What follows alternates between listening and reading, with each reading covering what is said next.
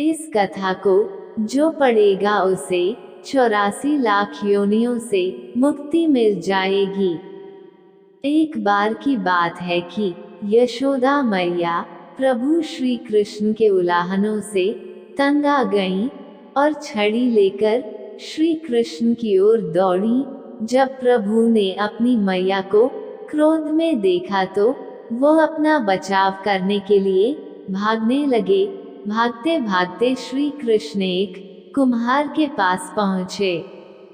कुम्हार तो अपने मिट्टी के घड़े बनाने में व्यस्त था, लेकिन जैसे ही कुम्हार ने श्री कृष्ण को देखा तो वो बहुत प्रसन्न हुआ। कुम्हार जानता था कि श्री कृष्ण साक्षात परमेश्वर हैं। तब प्रभु ने कुम्हार से कहा कि कुम्हार जी, आज मेरी मैया मुझ पर बहुत क्रोधित हैं। मैया छड़ी लेकर मेरे पीछे आ रही हैं। भैया मुझे कहीं छुपा लो। तब कुम्हार ने श्री कृष्ण को एक बड़े से मटके के नीचे छिपा दिया। कुछ ही क्षणों में मैया यशोदा भी वहां आ गईं और कुम्हार से पूछने लगी, क्यों रे कुम्हार, तूने मेरे कन्हैया को कहीं देखा है क्या? कुम्हार ने कह दिया, नहीं मैया, मैंने कन्हैया को नहीं देखा। श्री कृष्ण ये सब बातें बड़े से घड़े के नीचे छुपकर सुन रहे थे। मैया तो वहां से चली गईं।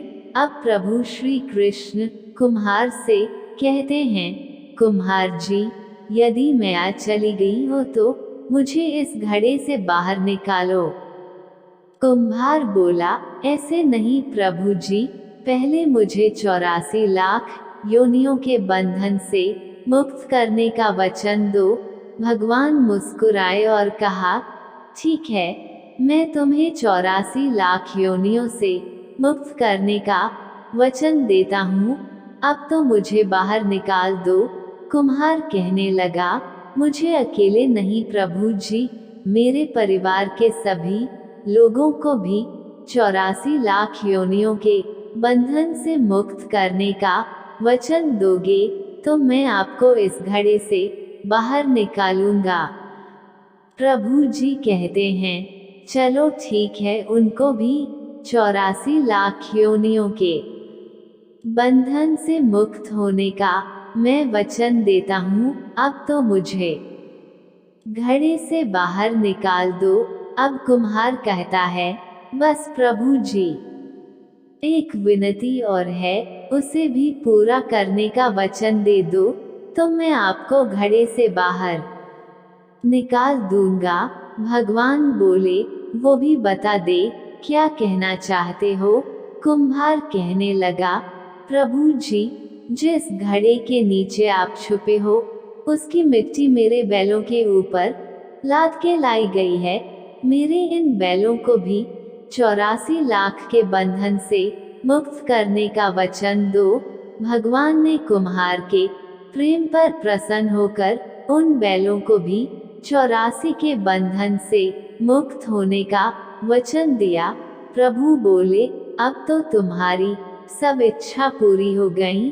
अब तो मुझे घड़े से बाहर निकाल दो। तब कुम्हार कहता है, अभी नहीं भगवन, बस एक अंतिम इच्छा और है, उसे भी पूरा कर दीजिए। और वो ये है, जो भी प्राणी हम दोनों के बीच के इस संवाद को सुनेगा उसे भी आप 84 लाख योनियों के बंधन से मुक्त करोगे। बस यह वचन दे दो तो मैं आपको इस घड़े से बाहर निकाल दूंगा।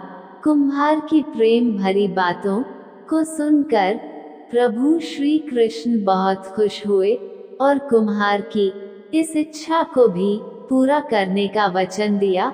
फिर कुम्हार ने बाल श्री कृष्ण को घड़े से बाहर निकाल दिया, उनके चरणों में साष्टांग प्रणाम किया, प्रभु जी के चरण धोए और चरणामृत पिया। अपनी पूरी झोपड़ी में चरणामृत का छिड़काव किया और प्रभु जी के गले लगाकर इतना रोए कि प्रभु में ही विलीन हो गए। जरा सोच करके देखिए, जो बाल श्री कृष्ण 7 कोस लंबे चौड़े गोवर्धन पर्वत को अपनी इतनी अंगुली पर उठा सकते हैं, तो क्या वो एक घड़ा नहीं उठा सकते थे? लेकिन बिना प्रेम रिझे नहीं। नटवर नंद किशोर, कोई कितने भी यज्ञ करे, अनुष्ठान करे, कितना भी दान करे, चाहे कितनी भी भक्ति करे, लेकिन जब तक मन में प्राणी मात्र के लिए प्रेम नहीं होगा, प्रभु श्री कृष्ण मिल नहीं सकते। कथा अच्छी लगी हो तो कमेंट और सब्सक्राइब जरूर करें।